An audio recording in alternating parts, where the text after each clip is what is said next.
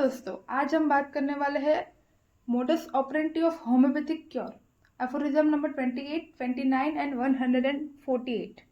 आपको ये theory exam में कैसे लिखनी है वो हम आज एक्सप्लेन करने वाले हैं। कैसा डायग्राम बनाना है, उस डायग्राम में से कैसे थियरी लिखे वो हम ये वीडियो में आपको पूरा एक्सप्लेनेशन देने वाले हैं, तो ये वीडियो एंड तक ज़रूर देखिए। सो अब हम बात करते हैं modus operandi of homeopathic cure का ये फ्लो चार्ट। पर आपको एग्जाम में अगर पूछा हो कि how homeopathic cure take place, मतलब कि ये थियरी आपको पूरी डिटेल में लिखनी है उस टाइम पर। अब ये फ्लो चार्ट हम एक स्टोरी के थ्रू समझेंगे, पर उससे पहले फर्स्ट, सेकंड और थर्ड नंबर मैंने यहाँ पर लिखे, मतलब इसके अकॉर्डिंग हम ये पूरी थियरी लिखेंगे। अब फ्लो चार्ट समझते हैं कि यहाँ पर एक डिसीज पर्सन है, उसका वाइटल फोर्स सफ़र कर रहा है। अभी वाइटल फोर्स सफ़र किया मतलब उसको मियास्मेटिक डिसीज़ हुआ। अब मियास्मेटिक डिसीज़ हुआ तब एक होम्योपैथिक फिजिशियन ने होम्योपैथिक मेडिसिन दी। होम्योपैथिक मेडिसिन कब दी, किसके बेसिस पर दी, तो वो है उसके मियास्मेटिक डिसीज़ को देखकर उसके कॉन्स्टिट्यूशन के आधार पर उसको एक होम्योपैथिक मेडिसिन दी। अब डिसीज पर्सन में क्या हुआ कि उसको एक मेडिसिनल डिसीज होगा। क्यों? क्योंकि उसने एक होम्योपैथिक मेडिसिन ली थी। तब vital force suffer with both, कौन कौन से, मियास्मेटिक डिसीज और मेडिसिनल डिसीज, क्योंकि उसने होम्योपैथिक मेडिसिन ली थी। तो तब होगी ये प्राइमरी एक्शन, और जब भी प्राइमरी एक्शन होगी मतलब लड़ाई होगी। किन दोनों में होगी? मियास्मेटिक डिसीज और मेडिसिनल डिसीज। अब जब भी लड़ाई होगी तब एक स्ट्रॉन्ग होगा, एक वीक होगा, और जो भी स्ट्रॉन्ग होगा वो वीक को निकाल देगा। यहाँ पर भी कुछ ऐसा ही हो रहा है कि डिसीज पर्सन में vital force suffer only with medicinal disease. मतलब हुआ ये कि मियास्मेटिक डिसीज वीक था और ये मेडिसिनल डिसीज स्ट्रॉन्ग था। अभी मियास्मेटिक डिसीज को निकाल दिया और मेडिसिनल डिसीज जीत गया। अब स्टोरी में आके होता ही है कि मैंने बोला ऐसा ही कि weak miasmatic disease thrown out from the body, ये निकल गया। तो रह क्या गया बॉडी में? रह गया ये मेडिसिनल डिसीज। अभी ये मेडिसिनल डिसीज क्या करेगा? मेडिसिनल डिसीज आगे जाएगा, वो भी थक गया था, वो भी हार जाएगा, चल अब मैं भी निकल जाऊँ। Medicinal disease is thrown out, वो बॉडी में से निकल जाएगा। अभी ये बॉडी में से निकल गया मतलब अब होगा सेकेंडरी एक्शन। फर्स्ट एक्शन में लड़ाई हो गई, लड़ाई में से एक निकल गया। सेकेंड रिएक्शन में जो बचा था वो भी थक हार कर निकल गया, मतलब अब person become healthy, vital force is free और मियाज्म नॉर्मल हो गए। ये थी पूरी story modus operandi of homeopathic cure के फ्लो चार्ट की। सो अब ये पूरी थियरी समझता है कि हमें लिखने हैं कौन कौन से पॉइंट जिससे हम ये पूरी स्टोरी को हम रिलेट कर सकें। अब स्टार्ट करते हैं with introduction. Homeopathic cure is based on natures law of cure.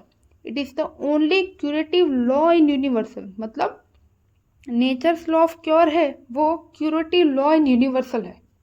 A stronger similar artificial disease remove the weaker natural, मतलब कि मियास्मेटिक डिसीज। अब ये क्या लिखा है कि जो हमने आर्टिफिशियल डिसीज दिया था थ्रू द होम्योपैथिक मेडिसिन, वो रिमूव करेगा किन को? नेचुरल डिसीज, मतलब कि मियास्मेटिक डिसीज को। बस इतना ही आपको इंट्रोडक्शन में लिखना है जिसके ये पूरी स्टोरी आप रिलेट कर सकते हैं।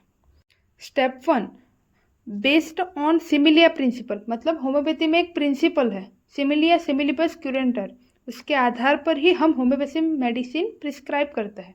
तो homeopathic medicine administered, it produce medicinal disease which is directly affect the vital force. मतलब जो भी हमने होम्योपैथिक फिजिशियन ने जो होम्योपैथिक मेडिसिन दी थी वो कहाँ पर अफेक्ट करेगी? वाइटल फोर्स को, through the nerves. Medicinal disease must always be stronger और सिमिलर। मतलब जो भी हम मेडिसिनल डिसीज दे रहे हैं वो मियास्मेटिक डिसीज से सिमिलर होनी चाहिए और मोर स्ट्रॉन्गर होनी चाहिए। He administered the medicine act unconditionally at all time under all circumstances on every person. Step 2। अब स्टेप 2 में हम एफोरिज्म नंबर 26 पर बात करने वाले हैं। अब एफोरिज्म नंबर 26 क्या है?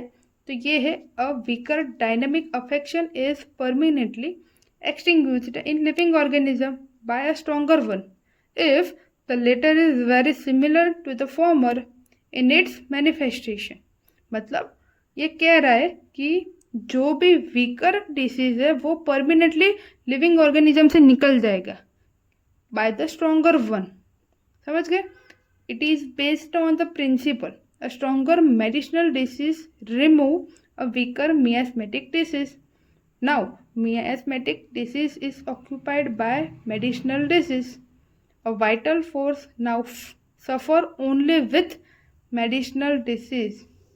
जो मैंने यहाँ पर बोला था ना कि अब स्टेप 2 में क्या होगा कि ये स्टेप 3 से पूरी प्रोसेस के बीच में अब disease person only medicinal disease से सफ़र होगा। समझ गए? अब Step 3. The medicinal disease gradually become weak, mild at the point. अब होगा क्या कि उस टाइम पर वाइटल फोर्स बिकम स्ट्रॉन्ग, मतलब स्ट्रॉन्गर वन वीकर को निकाल देगा। मतलब वाइटल फोर्स मेडिसिनल डिसीज जो वीक है उसको निकाल देगा। At the time vital force is activated and remove easily, मतलब remove the medicinal disease. Now the vital force become free from both, मतलब ना मियास्मेटिक डिसीज बॉडी में रहेगा ना मेडिसिनल डिसीज रहेगा बॉडी में। तो thank you for watching this video.